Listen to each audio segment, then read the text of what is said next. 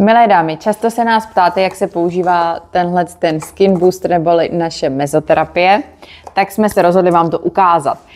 Nejlépe to můžete aplikovat pomocí našich těchto píchátek, tomu tady se ukrovně říkáme linek, je to jehličkový aplikátor, my tady máme 0,25, ten si vlastně takhle odevřete, je prázdný a odklopíte, tady vlastně, já už jsem si to odevřela, takhle ten bílej čepeček, sundáte tu šedivou čepičku a dáte na to tady tahleto. To se dá takhle vlastně zašroubovat a tak to můžete udržovat. Stačí úplně malinko si tam vlastně nalít. Opravdu stačí málo, abyste to nemuseli pak vracet zpátky.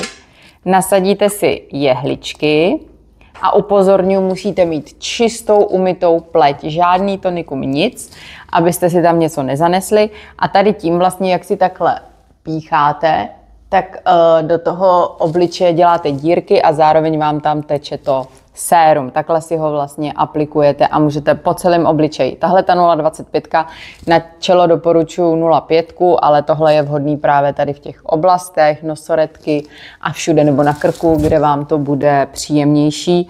A ta 0,25, teda ta 0,5 je pak lepší na ty tvrdé oblasti tady. Takže takhle si to vlastně můžete udělat, tady to si zavřete, abyste to mohli dál používat a tohle doporučuji umýt a vydezinfikovat.